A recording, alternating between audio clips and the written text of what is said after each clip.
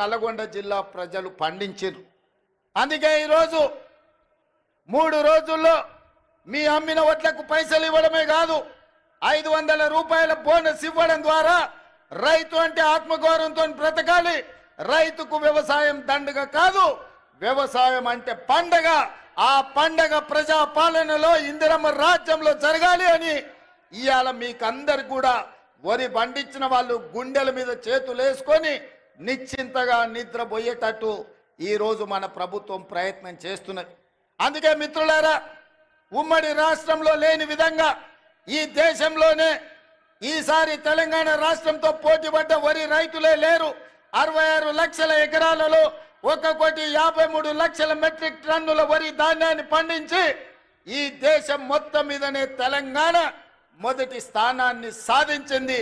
ఈ తెలంగాణ రాష్ట్రంలో 5,12,000 ఎకరాల వరి పండించి నల్గొండ తెలంగాణలో మొదటి స్థానంలో నిలబడ్డదని నేను ఈరోజు ఈ సందర్భంగా గర్వంగా నేను చెప్పదలుచుకున్నా. అందుకే నల్గొండ రైతాంగాన్ని మనస్ఫూర్తిగా నేను అభినందిస్తున్నా. అందుకే చంద్రశేఖరరావు గారికి ఈరోజు నేను చెప్పదలుచుకున్నా, మీరు అధికారంలో ఉంటే చెలాయిస్తాం, ఓడిపోతే ఫామ్ హౌస్లో పడుకుంటామనే విధానము ఇది మంచిది కాదు మీకు, మీ అనుభవానికి, మీ హోదాకు. ఈరోజు నేను సూటిగా వారిని ఒకటే మాట అడుగుతున్నా, మేమందరం ఎన్నికల్లో పోటీ చేయలేదా? ఓడినా గెలిచినా ప్రజల్లో ఉండలేదా? ఒక్కసారి కాదు 2 సార్లు మీరు గెలిచినారు, మేము ఓడినాం.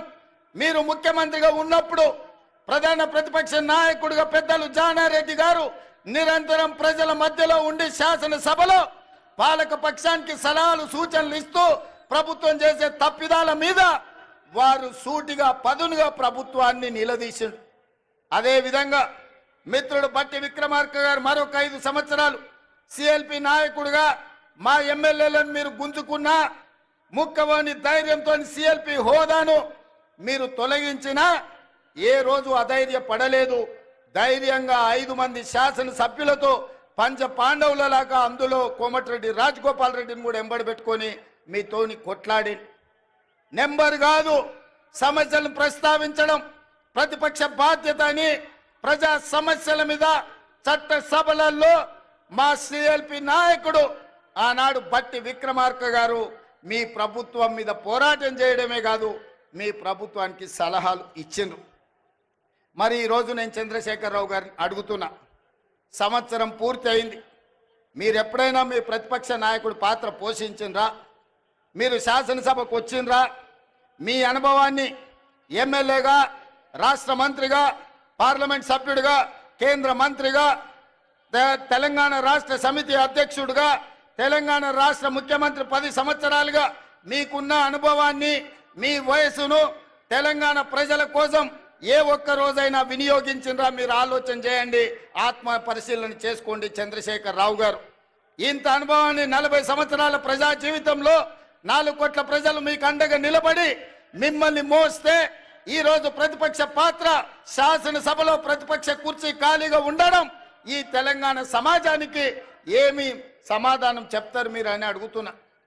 ఇవాళ మీరు నేను ఒకటే సూచన చేయదలుచుకున్నా, గెలిస్తే ఉప్పొంగిపోవడం, ఓడిపోతే కుంగిపోవడం, కుంగిపోయి ఫామ్ హౌస్లో పడిపోవడం మీ స్థాయికి, మీ గౌరవానికి తగ్గదు. ఓటమి మేము చూసినాం. ఎమ్మెల్యేగా నేను ఓడిపోయినా, ఎమ్మెల్యేగా ఎంకన్నా ఓడిపోయిండు. కానీ ప్రజాక్షేత్రం మొదలలే మళ్ళా పార్లమెంట్ ఎన్నికల్లో నిలబడి ప్రజా తీర్పు కోరినాం. మల్కాజ్గిరి నుంచి నేను, అదే విధంగా నల్గొండ నుంచి ఎంకన్నా ఎంపీలుగా గెలిచి పార్లమెంటులో తెలంగాణ గళాన్ని వినిపించినాం. ఎమ్మెల్యేగా గెలిచిన ఉత్తమ్ కుమార్ రెడ్డి గారు పార్టీ ఆదేశాల మేరకు పార్లమెంటు నల్గొండ నుంచి, భువనగిరి నుంచి వీళ్ళందరూ కూడా ప్రాతినిధ్యం వహించారు. అది మల్కాజ్గిరి కావచ్చు, ఎంకన్నా ప్రాతినిధ్యం వహించిన భువనగిరి కావచ్చు, ఉత్తమ్ కుమార్ రెడ్డి గారు ప్రాతినిధ్యం వహించిన నల్గొండ కావచ్చు. ప్రతిపక్ష పాత్ర మేము పోషించాలని ప్రజలు అండగా నిలబడి గెలిపించారు. మరి ఈరోజు నేను అడుగుతున్నా, సంవత్సరం పూర్తయిన సందర్భంగా చంద్రశేఖరరావు గారు మీరు ఒక్కసారి ఆత్మ పరిశీలన చేసుకోండి. గెలిస్తే ఉప్పొంగడం, ఓడిపోతే కుంగిపోవడం ఇది తెలంగాణ సమాజానికి, ప్రజాస్వామ్యానికి మంచిదా? మీరెందుకు బయటికి రావడం లేదు? మీరెందుకు మాట్లాడడం లేదు? ప్రభుత్వం తీసుకుంటున్న నిర్ణయాలు మీకు నచ్చకపోతే, ప్రజలకు కష్టం వస్తే ప్రజల పక్షాన మీరు మాట్లాడవలసింది పోయి మీరు ఒక గాలి బ్యాచ్ను జమ చేసి ఊరి మీదకి వదిలిను. వాళ్ళ మాటలు ఎప్పుడైనా మీరు విన్నారా? చంద్రశేఖరరావు గారు ఏం మాట్లాడుతున్నారో, ఏం చేస్తున్నారో?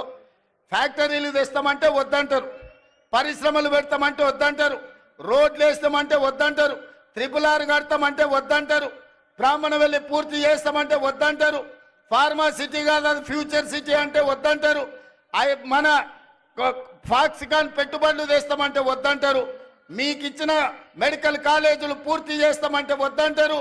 ఈరోజు ఏది అయినా వద్దనడం తప్ప ఇంకొక మాటనే వాళ్ళకి తెలుస్తలేదు. నేను అడుగుతున్నా, ఏది వద్దన్నప్పుడు, భూసేకరణ చేయొద్దన్నప్పుడు, పెట్టుబడులు రావద్దన్నప్పుడు, కాలేజీలు తెరవద్దన్నప్పుడు, ఉద్యోగాలు ఇవ్వద్దన్నప్పుడు, గ్రూప్ 4 పరీక్షలు పెట్టొద్దన్నప్పుడు, గ్రూప్ 1 పరీక్షలు పెట్టొద్దన్నప్పుడు, డిఎస్సి నోటిఫికేషన్ రద్దు చేయమంటే ఏ విధంగా తెలంగాణ రాష్ట్రం ముందుకు వెళ్తుందో తెలంగాణ సమాజం ఆలోచన చేయాలి. ఇయ్యాల పరీక్షలు పెట్టొద్దు, పిల్లలకు ఉద్యోగాలు ఇవ్వద్దు అంటే ఇది తెలంగాణకి క్షేమమా? ఇది తెలంగాణకు మంచిదా? ఒక్కసారి ఆలోచన చేయండి. ఆనాడు తెలంగాణ ఉద్యమం జరిగిందే ఉద్యోగాల కోసం, ఉపాధి కోసం, ఉజ్వల భవిష్యత్తు కోసం. నూనూగు మీసాల యువకులు ఉస్మానియా యూనివర్సిటీ, కాకతీయ యూనివర్సిటీలలో తెలంగాణ ఉద్యమాన్ని ఉవ్వెత్తున లేపి ఓ ఈశాన్ రెడ్డి, ఓ వేణుగోపాల్ రెడ్డి, ఓ కానిస్టేబుల్ కిష్టయ్య, ఓ యాదయ్య వీళ్ళందరూ ఆత్మ బలిదానాలు చేసుకొని శ్రీకాంతాచారిని ఆదర్శంగా తీసుకొని వాళ్ళు ప్రాణ త్యాగాలు చేసింది వాళ్ళ భవిష్యత్ తరాల పిల్లలకు ఉద్యోగ ఉపాధి అవకాశాలు రావాలి, వాళ్ళ బతుకులైన బాగుపడాలి అని కదా తెలంగాణ కోసం త్యాగం చేసింది.